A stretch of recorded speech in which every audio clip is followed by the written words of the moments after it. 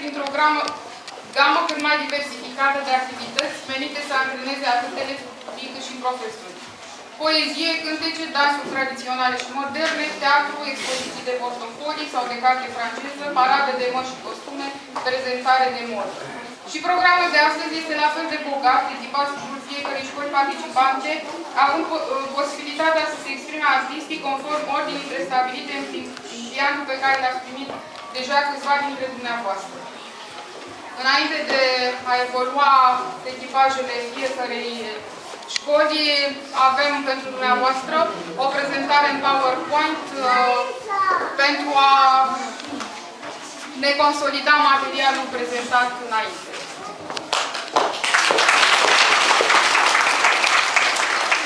Deci un voiaj virtual prin intermediul imaginilor.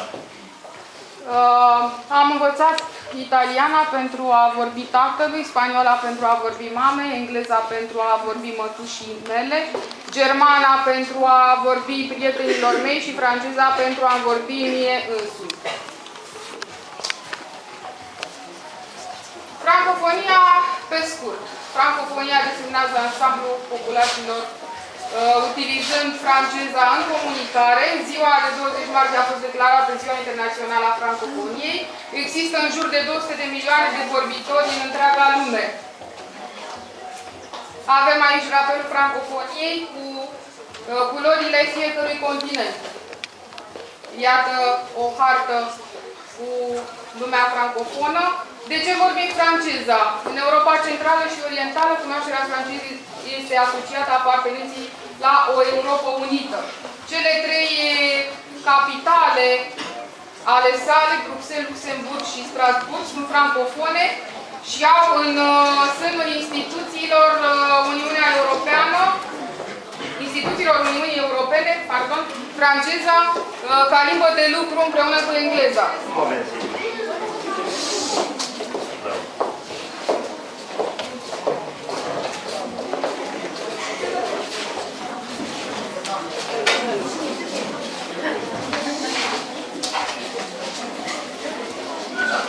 Da. În America de Nord, aceasta s-a afirmat ca o identitate. Cultura românilor este în principal de origine franceză, mai rar dacă se poate.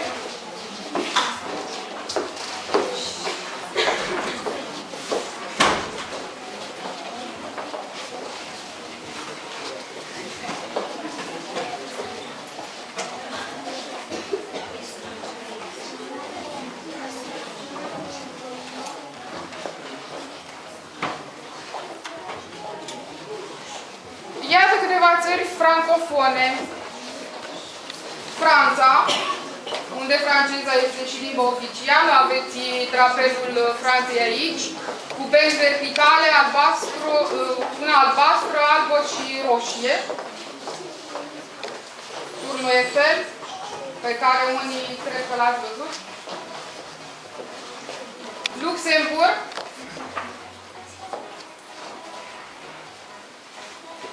Drapelul Luxemburgului, Belgia, cu drapelul. Avem o statuetă și atomul, două simboluri ale Belgiei.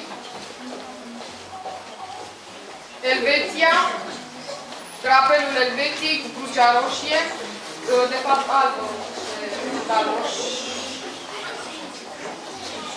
Statul Monaco,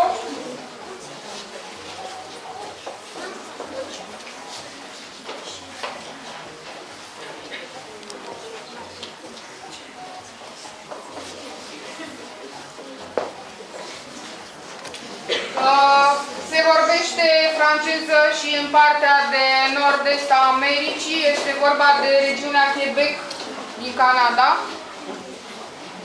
drapelul Canadei.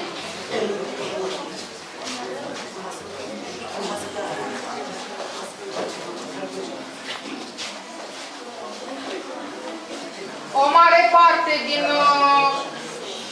continentul african are ca bază, ca limbă pe pe care o folosește franceza. E vorba de Tunisia, Maroc,